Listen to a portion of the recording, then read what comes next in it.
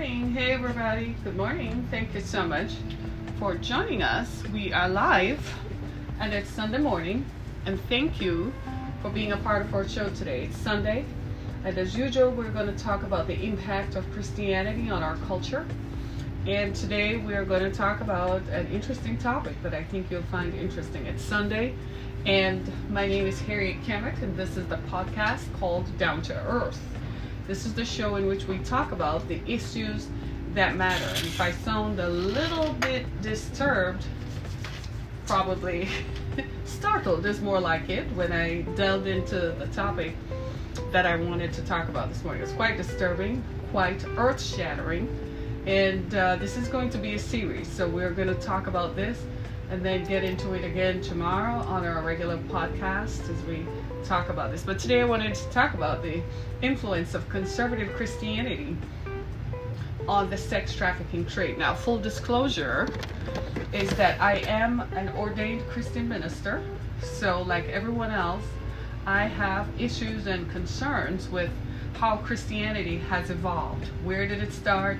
How did it start? The influences and what we see today that is being propagated as Christianity within the context of Christianity as taught by its founder, Jesus Christ. Like most people, what I found is a disconnect between what Jesus said and what Jesus taught that his followers should adhere to, compared to what the traditions of men have. It seems to me that people have used Christianity to do a variety of things that had nothing at all to do with salvation of the soul. Believe it or not, Christianity was about the individual. It was about saving your soul for an afterlife in heaven. Christianity also taught us how to live while here on earth, how we should live with one another. That was Jesus' life. That was what he propagated. That's what he taught. Far be it from the rest of us to see that what has been described and termed as Christianity is vastly different from the practice. What Jesus taught, what is founded in the scriptures, in the New Testament part of the Bible, is very different from the traditions that we have seen people use. People have fought wars in the name of Jesus. That's not true, and that was wrong. Jesus never told anybody to go to war. He preached love and peace. People have gone to other people's lands and conquered in the name of Jesus. No, Jesus didn't say that. He didn't say you were to go conquer other people, because in conquering other lands, it meant that you had to do what? Enslave people who lived there. That was not Christianity. That's a political movement and an economic movement that had nothing to do with Christianity. And I think the confusion surrounds when people who say they're Christians come and conquer. They come to someone, they went to someone else's land and conquered, and then said they were Christians, then taught you, the conquered, to live according to Christianity. So like everybody else, I myself too have been curious about this for some time. I've been wondering, where did this movement begin? Who started it? Where did this kind of movement begin? And as most of you know, that I'm also an advocate to end human trafficking. My foundation, the Exodus Foundation, is based here in Detroit, Michigan. And we focus on survivors of trafficking, those who were trafficked as children. So it's a specific demographic. Those who were trafficked as children, women who are now over 18 and who find themselves homeless and require services, rehabilitative services, in order for them to exist.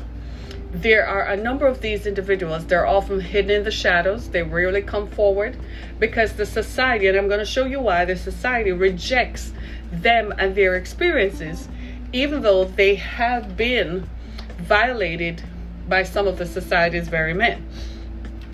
And so people like me who advocate for an end to trafficking, we're usually given lip service, but not support, because on the one hand, they want to be seen doing good, but on the other hand, what I am doing is ending something that contributes to their pleasure, ending something that contributes to their pastime.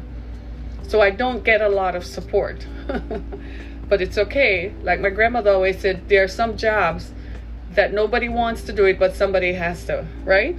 And wouldn't you believe it would take a Christian minister to have to stand up for victims of trafficking? So I want to put this in context for you. I thought I'd give you some time to digest this so you get some idea of where we're going with this, because this is something that I think is earth-shattering. This is something that is going to knock on your door and knock on your wood. And it's surprised even I, because I had no idea that the movement against human trafficking had begun a long time ago, and that what we now call human trafficking is very familiar, much more familiar than we would have thought. The problem is not that. The problem is how it was first perceived, and how it was first perceived and treated, and how it operated. So in an effort to find remedies, we naturally look to, sometimes, like all human beings, we look to history to see if there's a precedent. And what did people do who lived before? They might have had a similar problem. It might not be the same problem. They might have had a similar problem. Well, how did they treat it? What did they do? So I'm talking about this because my topic is, has conservative Christianity fueled the sex trafficking trade? And you're going to see why in just a minute, right? So Christians are largely of one mind that human and sex trafficking are wrong, but the strategies we use to accomplish this vary. Right now, we use law enforcement, and we use some sort of moral outcry that this is wrong when done to people, and because it is wrong, we should do something about it. So we tend to pull on people's moral aptitudes and their moral convictions that this is something that is an error, and this is something that Christians should not do. While at the same time, we know that some of these people who are engaging in sex trafficking activities are perhaps people who will confess that they go to church or they go to services. But does that make it any right? So 100 years ago, there was a movement called social purity. And social purity movements evolved after the abolition of slavery. And they were primarily organized by middle-class evangelical Christians. And their belief was that it was organized around the belief that white women were of moral, upstanding fortitude, and therefore they could do no wrong. And so everything was centered around what the white woman thought. If she thought it was wrong, then it is wrong. If she thinks something should be done about it, then it was done. 100 years ago or more, there was a movement, because I know I understand why. They always advocated for women to be married, that a woman was unprotected if she didn't get married. You want to know why that is so? Because at that time there was an issue called white slavery. White slavery, what happened when white women who were unmarried or who were defenseless, let's just say they were defenseless, were forced into enslaved labor. They were mistreated. It was usually done typically, just like human trafficking, done by force, by violence, and by drugs. And inevitably, those women were forced into prostitution, which is sex work, commercial sex work. Does that sound familiar? Well, who were the good, upstanding men who were buying sex from white slaves? And who were the good, upstanding men who participated in it? Christians, right? So the conservative Christian movement was that these things were morally wrong and should not be engaged in. That's a good thing. I agree with that. That's a good thing. The problem with that was that while some people were looking down on others, their husbands were participating and encouraging sexual slavery. Here's the thing about that. There was a distinction made between white slavery and black slavery.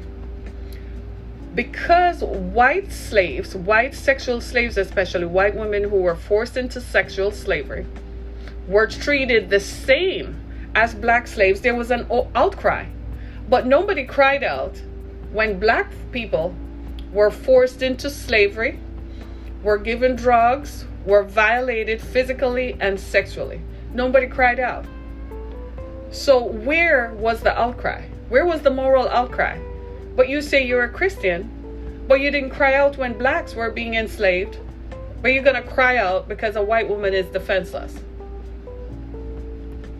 Such is the crux and the moral contradiction of conservative Christianity at that time. You were all messed up. You were all caught up because white women were forced into slavery who were defenseless. Either they didn't have parents or fathers or whatever their social situations were. But at the same time, you still thought that they were better than the black slave whom you took from Africa and brought here. I want to let you know that human trafficking is a global problem. It happens everywhere in the world, especially in some countries in Europe, especially in Eastern Europe, where people are not, their societies have been collapsing for decades because of wars, and people are looking for work. They're just traveling to another country in Europe to look for work. Inevitably, they're forced into sexual slavery. They're treated as slaves. That is still happening today, right as we speak. Human trafficking is a global problem. It's not just here in the US. Some of these folks end up on containers and are brought here to the United States. But those from Europe, they're sent to other countries in Europe. Maybe that's why Britain wanted to get out of the EU. They'd had enough. Too many people ended up on their shores who were trafficked. If they had sovereign control of their shores, just maybe they would have greater control over what comes into their ports, so they could organize and keep their country the way they want to keep their country. Wasn't a bad idea. I actually supported Brexit, if you want to know the truth. Right? But to look at how the sex trafficking trade began, it began because a group of people got together, evangelical middle-class Christians, who created these social purist movements. You couldn't even have sex. You were only supposed to have sex maybe standing up or something. You weren't supposed to enjoy it. Or at least that's one of the parodies of the movement, right? But sex was not supposed to happen outside of marriage, and it was very strict. And you were required to maintain a certain moral, upright conduct. Well, there was a lot of hypocrisy in that, because a lot of those very same people had black slaves, and a lot of those very same people were having sex with their black slaves. They were beating them. They were forcing them. A lot of those very same people created the Jim Crow laws. So my question is, how did conservative Christianity allow the sex trafficking trade to proliferate? Because they turned a blind eye to women, black women, who were exiting slavery and who were being sexually violated by white men. But if it happened to a white woman, then it became a social outcry. And Christians, as usual, were right in the mix and sitting there watching it. This is why today, with history and written history, not just the traditions that are passed down orally, oral traditions, but written history, this is why today there is such a hardship to proselytize and to gather young minds and draw young minds to Christianity, to organize religion, because now that we have more proof of what happened, now that information is now released more, the more people know is the more questions people are asking. What happened here? How did this happen? How did we get from there to here? How did Christians know slavery was happening and did nothing about it?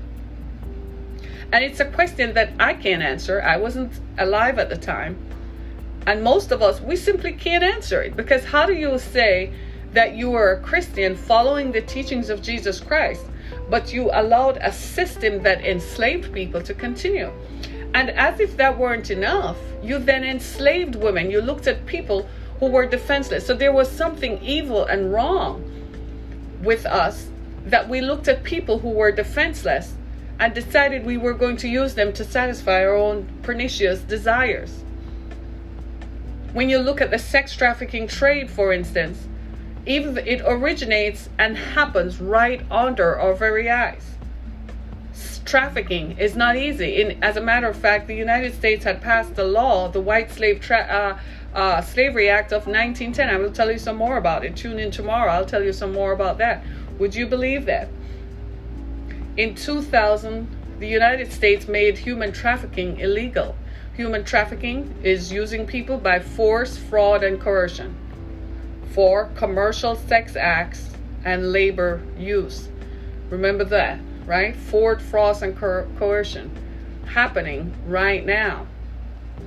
And where we're Christians, this is why when people like I go out to talk to groups, I've noticed that people are uncomfortable, and it makes all of us uncomfortable. And they're like, why are you involved?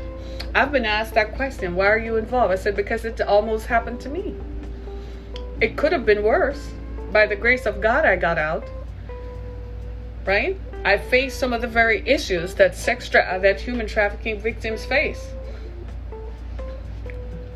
And so in an effort, you could say that I self-heal, because in an effort to heal, I advocate for an end to it, because it helps me to recover, to deal with the issues that emanate from it. Because you wake up, and as you start asking questions, while you're in it, it's fight or flight, trying to survive. But when you emerge, you're trying to understand, how did that happen to me, and who is responsible? Who should pay for this? How do I make them pay to make sure it doesn't happen to me or anyone I know? And so when you look at sex trafficking as an evil, as a societal evil, it's something that we all need to pay attention to, and especially those of us who say we are believers in faith. Whether our faith is Christian or Muslim, if you believe in God, there is something inherently wrong with the enslavement of anybody. Right now, we could be driving past homes where people are shackled in basements. We could be driving past homes where men go in freely and have sex with people who are shackled and who are forced into slavery and who are given drugs to maintain their submissiveness. We've come a long, long, mighty way. We've come a long way, haven't we? From the days when to have a wife or to have a woman meant that she had to be submissive. Submission was predicated on her adhering to everything her master said, who was her husband. We've come a long way from the days when women were treated as property. So I was no different than the piece of land that you owned, or your house, or your crops, or the watch on your hand. We've come a long way, and we still have a ways to go in order to ensure that these things do not continue to happen. And the moral outcry has to come from Christians to say this is wrong. Whether it happens here in America or whether it happens anywhere else, it's still wrong. Even if it doesn't happen right now, with the advent of sex trafficking, we notice that people coming across the border, all of us began to wonder, well, what happens to them when they get lost in the system? What happens to them when they're being repatriated back home? Somewhere something happens. What happens to the children? Nobody wanted to deal with it because they were not white. So again, Christianity is about color and race. And if you are not white, and it is not happening to the white person, then it's not something that Christians are going to, conservative Christians, or people who refer to themselves as conservative Christians, or people who refer to themselves as evangelical Christians, it's not something they're going to pay attention to, because it's not their issue. And where does this come from? It has a historical precedent. It started right after the abolition of slavery. They had to find a way to retain some kind of control. And out of that control, the outcry was, well, we're not bad people because we want a maid or a servant to work for us. But that same conditioning meant that your husband, your white husband, was going to have sex with the black slave, the black female slave. Do you see? And these are the social issues that confront all of us. And this is why a lot of people today, and a lot of people of color, are saying, why are you still a Christian? How can you support a religion or believe in a religion that enslaved your people, and believe in a religion that continued to enslave others? And I continually find myself saying, because they did not follow the teachings of that religion. The teachings of that religion were love and joy and peace. Go pick up the New Testament. That's what Jesus said. When you read the Old Testament, everything that could have gone wrong happened. Then Jesus came and says, time out, this is it. Enough. From now on, do this, do that. Nobody followed that. Could we say that it's because we are accustomed, people were accustomed to just doing bad, and oh yeah, Jesus makes sense, but dude, it's not really gonna work. When Jesus left, they were like, we don't have to follow that. We can just cloak it in something else and call it a different name. And this is, and especially today, with the more information that people have, people are more aware today. People are more educated. There are more avenues for information for you to draw. Like recently we discovered that the military used to participate in slavery. We never knew that. And all along, this information was in the National Archives. I guess it was suppressed because they didn't want people to know, because maybe it has an element of embarrassment. That the revered institution, one of the most revered institutions in our country, is the military. We believe the military has an honor code. But we found out that the military used to pay its officers for personal servants, and those same officers would use free labor, slaves, and keep the money for themselves. Then they would send the voucher in to be reimbursed. It's stuff like that that causes you, gives you pause. And then there were Christian propagators who continually expounded on the tenets of the faith, but all they did was give lip service, but did not practice it. Well, what is the practice of Christianity? Love, joy, peace on earth, goodwill to all men, love one another. Can we practice that? Even if you don't look like me, you don't sound like me, even if we speak a different language, we're a different form of clothing, love, joy, peace, goodwill to all men. That's Christianity. That's not politics. Politics is a whole different ball game. Politics with all the attendant ramifications, that's different. We're not talking about politics. We're talking about religion. We're talking about Christianity and Christian leaders who continue to form their own political biases and continue to expound on it from their perspective and their platforms as Christians. Stop it.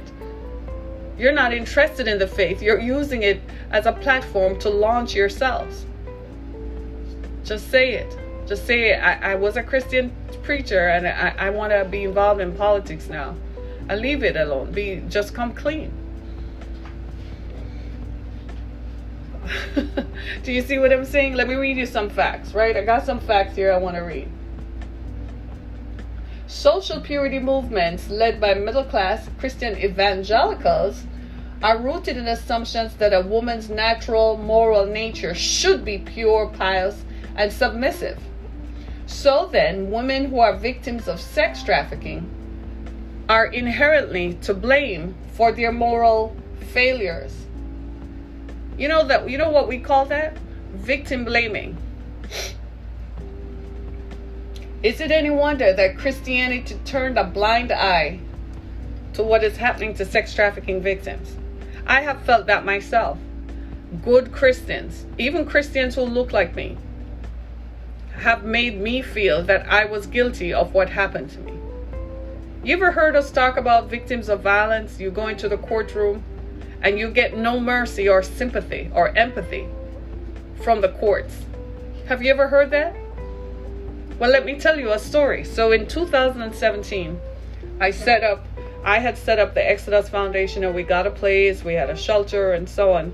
And a friend of mine found a donor, and she felt that donor had a contribution to make. So she wanted to invite her to be on my board.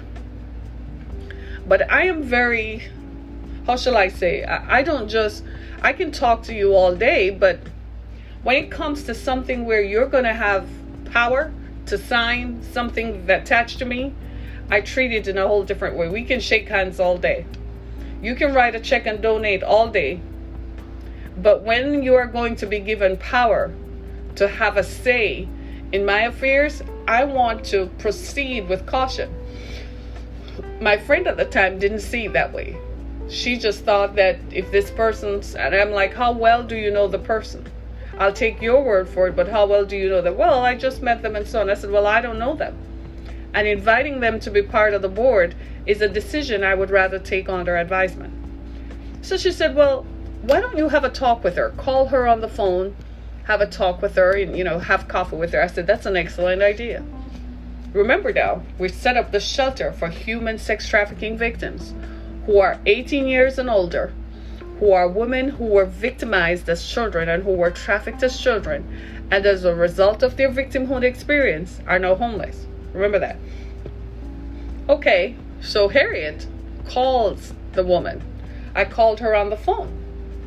And when I called her on the phone, guess what? She said, so you're an ex-whore helping other ex-whores. I kid you not. She said it. You know what that was? That was this. Her Christian attitude. Let me read the definition for you one more time. Women who are victims of sex and human trafficking are to blame for their inherent moral failures. She was blaming me, that it was my moral failure, that my ex-husband beat me up, dragged me across the floor by my hair, confiscated my identification documents, kept me enslaved in a house, locked the doors and locked me in so I could not escape.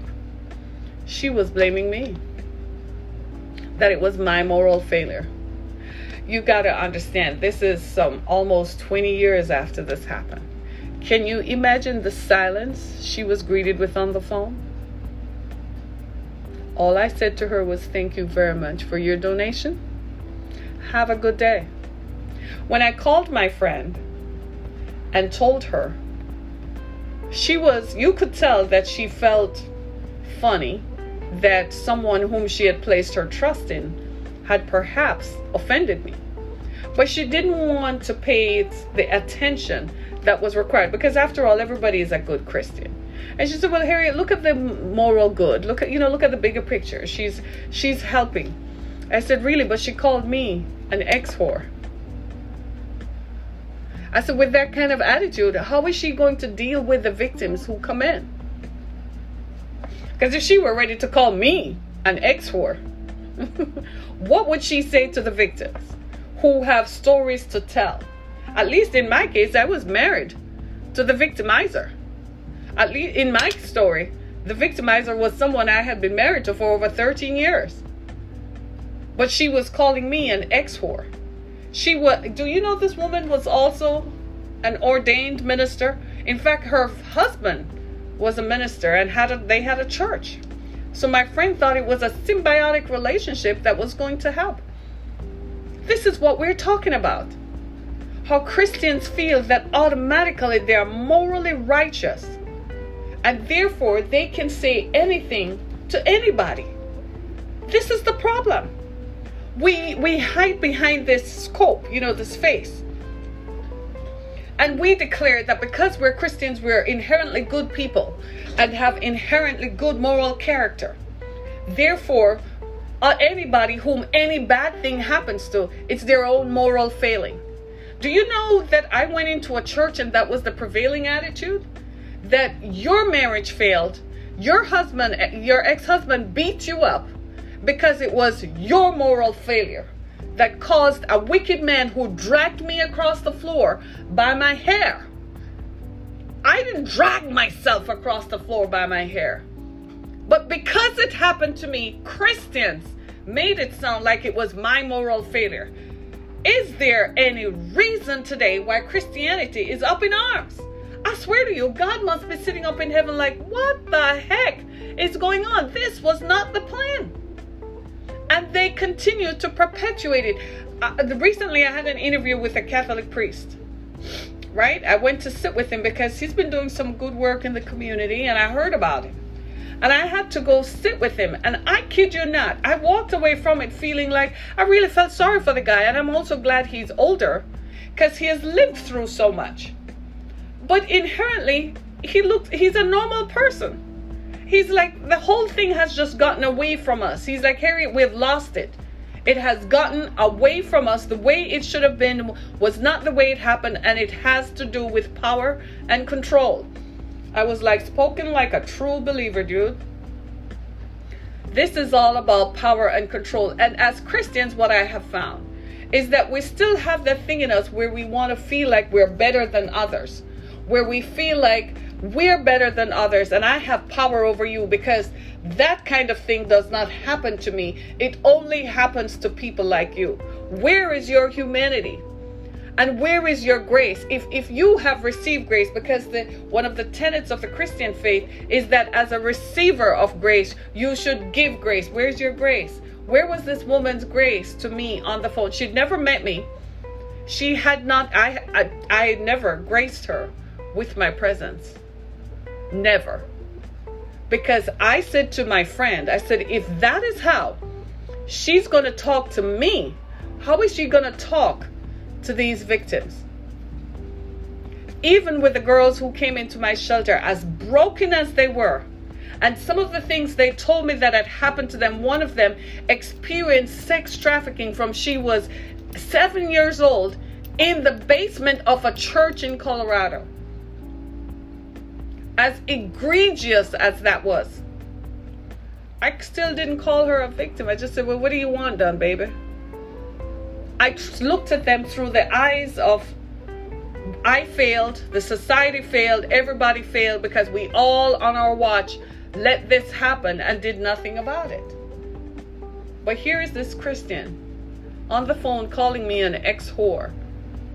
I was like, seriously? I remember coming home to tell my youngest daughter at the time. And she said, Mom, if that is the attitude, I hate to think what next will happen. I have noticed how we tend to treat people. Yeah? We look at people and we view them as if they're not significant. We look at how people are dressed. And all of us, in an effort to not be derided by the society, we make sure that we are dressed and present ourselves. Even if we are humble in our attitudes, we still present ourselves as if we don't want anybody to pick on you. Yeah? Because people still look at you and judge you. Good, upstanding Christians, we all need to change. We all need to examine ourselves. You know what Jesus said? If you do it to the least of these, you do it for me. So have you fed the hungry? Have you gone into the prisons? And these are the things that a lot of people tick off and say, well, I do that. Well, I do that. Well, I do that. But how do you really feel? Because you're going to look at me on the phone. And you're going to call me an ex-whore. What she didn't understand and what she could not possibly have known was how much that would rank her. You see, I grew up very conservatively. It was almost, the first thing I felt was, dang, I let down my grandmother. I let down the people who raised me. I let down my grandparents. I let down the people who raised me. You see the victimization in it? That was the first thought. I said, oh my God, she totally misconstrued my efforts. I am not saying that while there is anything wrong with what others have done in sex work, I am just saying that she called me a whore on the phone, something that wasn't true, and she was a pastor's wife.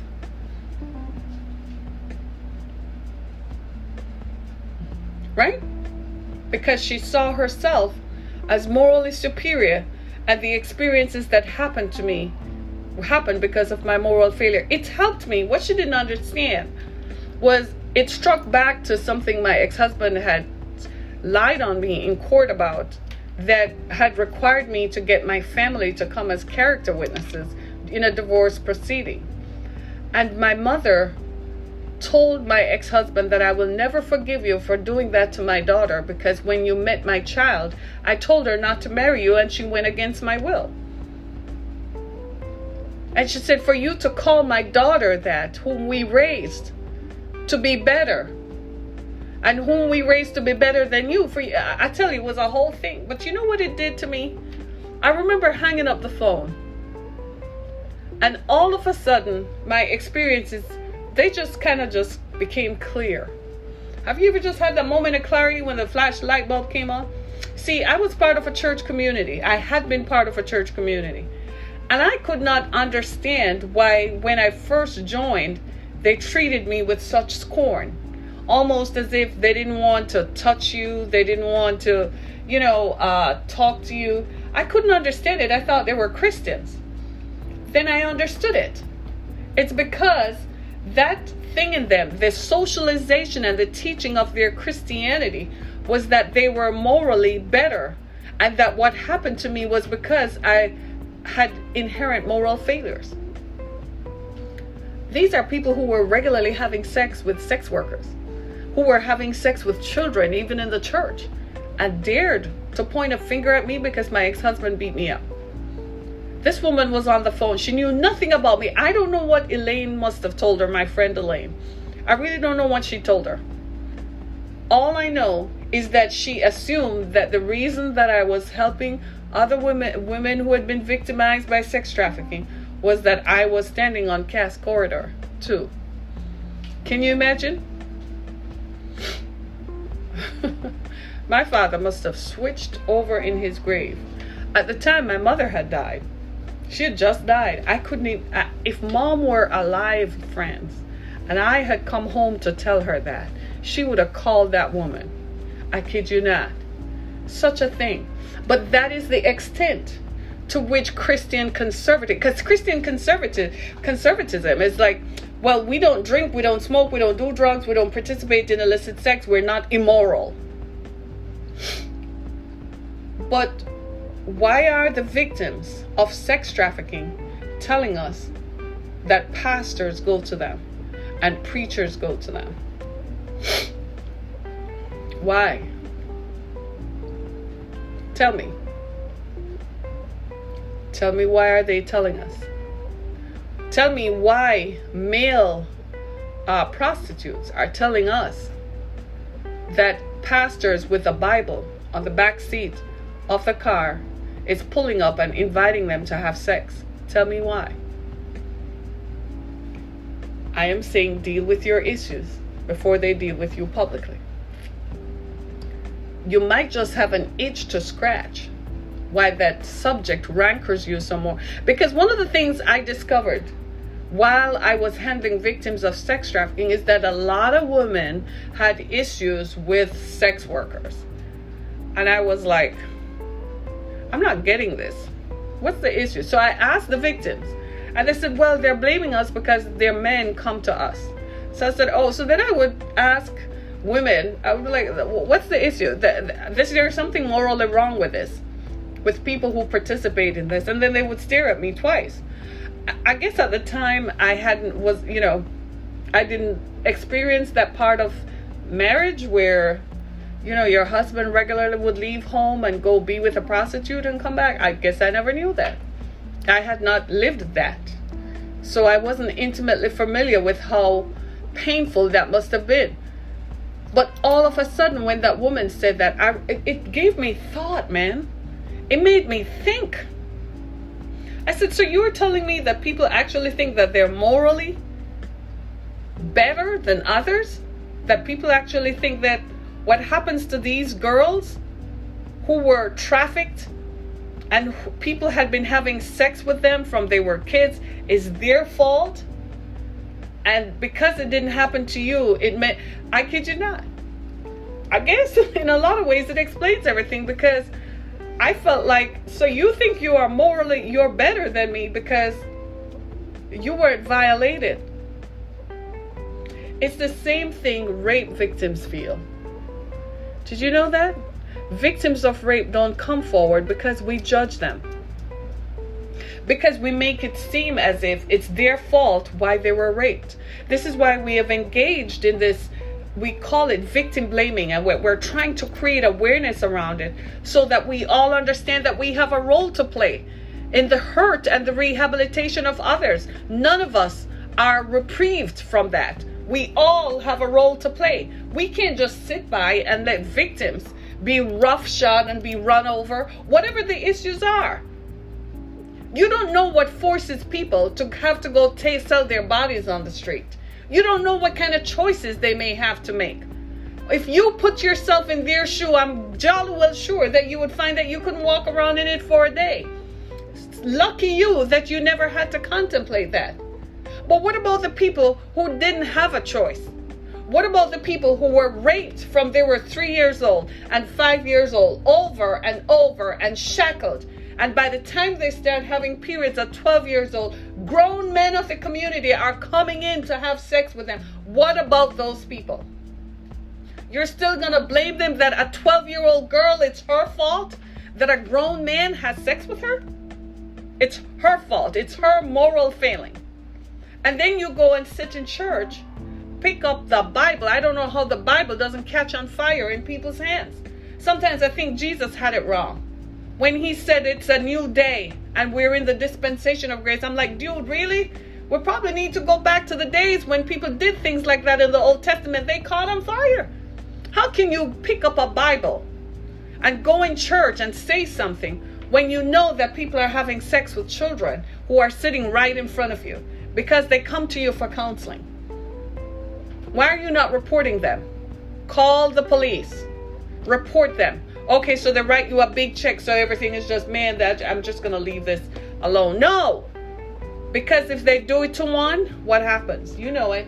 They do it to others. They do it to others.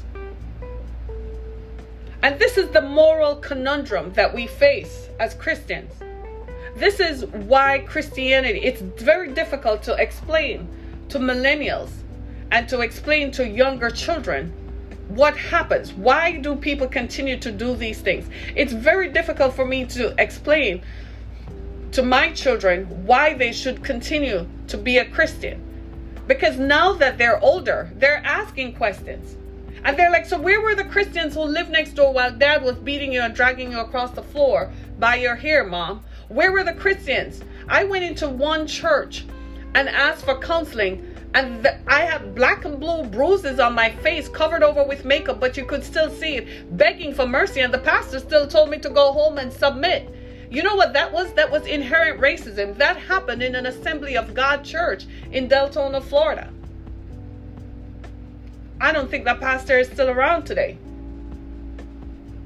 The scorn that I was treated with, I began to realize after a while that maybe this is a part of racism here you are not seeing. Only to find out years later that it has its roots in the old moral aptitude and attitudes of white women who thought that they were better and who thought that there was such a thing as white slavery, because white women inherently are better human beings than black slaves. That's where it comes from. It was fueled by the social purity thought that because of the color of my skin, I am purer than anybody else. What a losing idea that was. What a failing idea that was.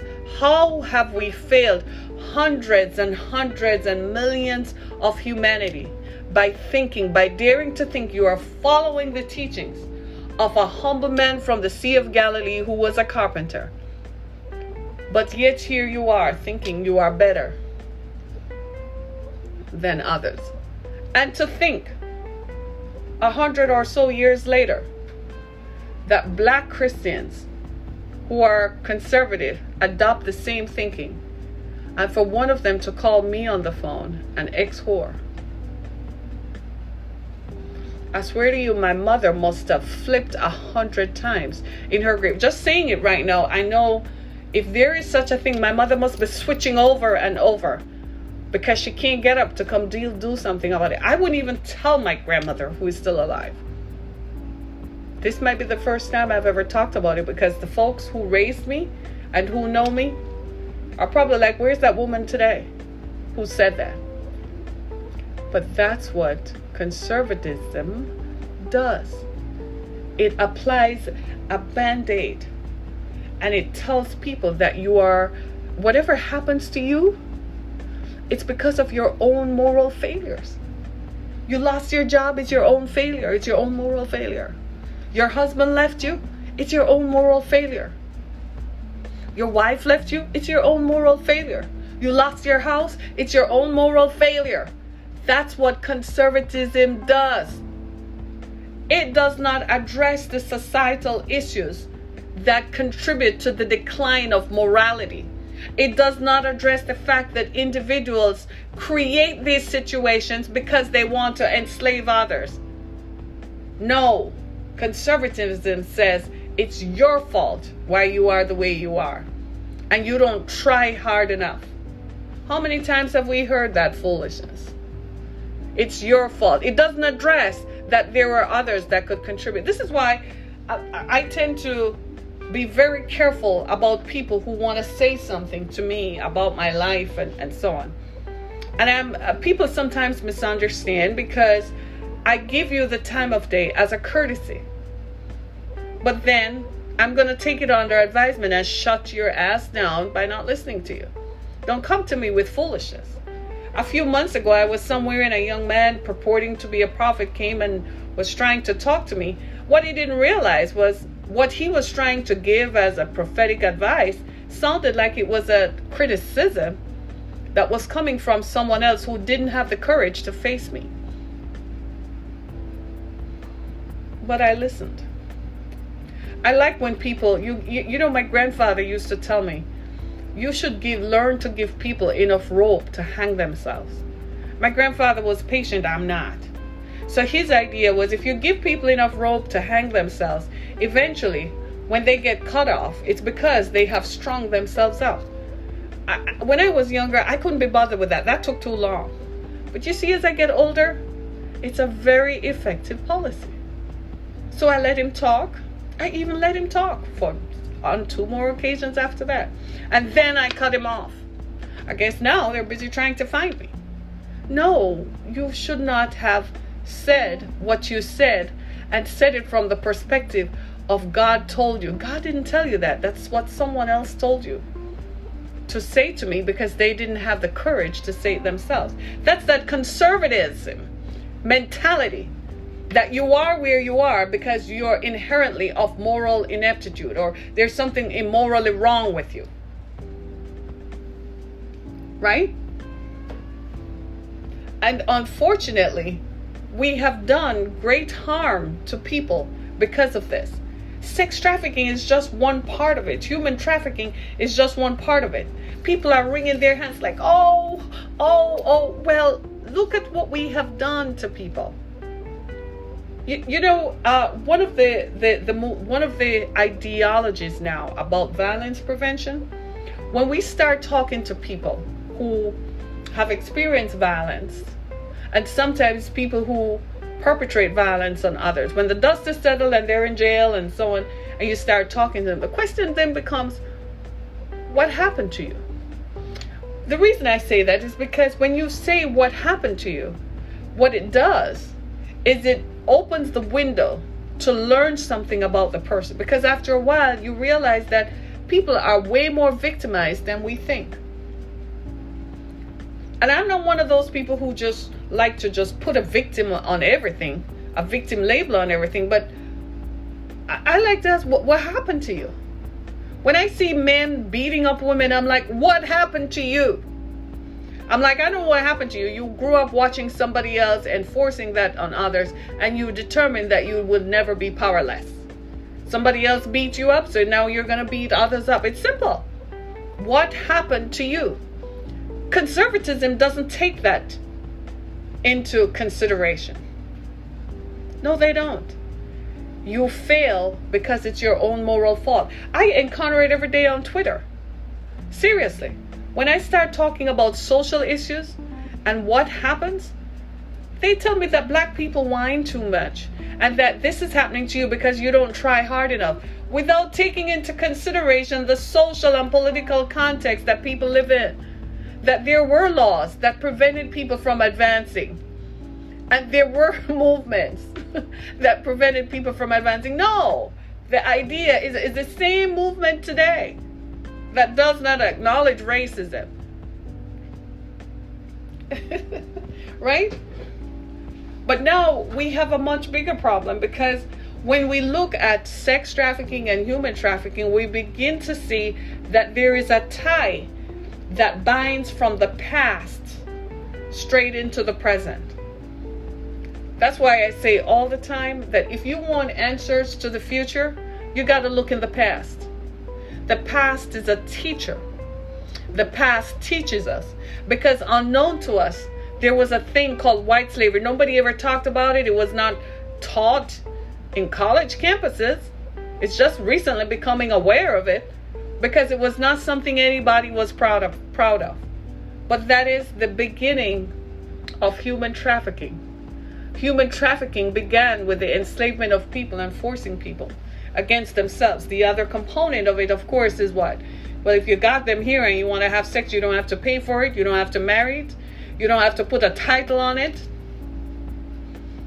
Like somebody once said to me, you don't need a piece of paper for it. That's sex trafficking. And that was fueled by this attitude that those things happen to those people because inherently they're of moral character. Their moral character is compromised. Isn't that crazy? And I'm sitting here like, seriously? Let me just leave you with this thought. There are plenty of children in the system right now. Many of these children have been victimized and sexually abused. You want to help them, help them. But for the love of God, don't go in there with the attitude that what happened to these children happened because they were moral failures. Don't go in there with the attitude that they're there because their parents are of inherent bad character. Help or walk away. Pick your choice. Victims of human sex trafficking, and there are many today, they didn't sign up for this. They didn't sign up for this. This happened, and they had to find a way to deal with it. It's rough and it's tough, but it is what it is. We need to change it. So if you call yourself a Christian, and if you say that I'm a Christian, and the reason I'm a Christian is because I'm of good moral character, and this happens to people because something is wrong with them, check yourself. Why? Every time I say something like this, look at my hand. You see there's a finger pointing back at me? I judge me too. I have to ask me, what do you really think? What are you thinking? What's your motive behind this? Why does this bother you? What's your thinking behind this? Ask yourself why. We got to do that, right? Recently, I drove past a man on the bridge, and it was so cold and it was snowing. I didn't want to roll my window down, and I was like, I don't have any singles that have to go in my purse, and you know, you're at the traffic light, you don't have that much time to do it. And I heard myself say, you used to keep the singles available so when you saw them, you would do it. You know what happened later that day? I went to meet with a priest. Guess what he said? He brought up the scripture, Matthew 25, that said, I was hungry and you fed me. I started crying. Tears welled up in my eyes. Because guess what? That man standing up there, he was hungry. And I drove past him because I didn't want the snow to come in on me and wet me up and feel cold. I wouldn't reach into my wallet to take out $1 that would have made a difference in his life. So yes, I judge me too. I ask myself, do you do enough? When I go to bed at night, I hold me accountable. Did you do what you were supposed to do today? Even coming here to speak to you guys, I ask myself, did you say it? Did you create awareness? Did you let them know that this is happening? So I'm challenging you. When you see victims, people, you got to realize the difference between the victim and the perpetrator. Sometimes the perpetrator is also a victim, but that's another story for another time. When you see someone who has been victimized, a sex trafficking, a human trafficking victim, don't judge, just help. Don't say, well, it's your own moral failing, just help. Because you don't know their story. And some of these folks were victimized when they were kids. You really think that's fair? I don't think so.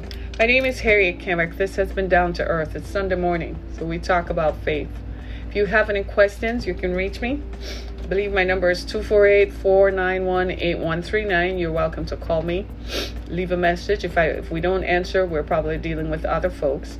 You can also go to my website, harrietkamek.com. Send us an email. Follow us on Facebook and Twitter and ask us for some questions. The program is called Down to Earth, and it is Sunday morning. I want to thank you so much for being a part of my experience this morning, and I look forward to speaking with you tomorrow as we talk about white slavery. Thank you so much, everybody. Be blessed.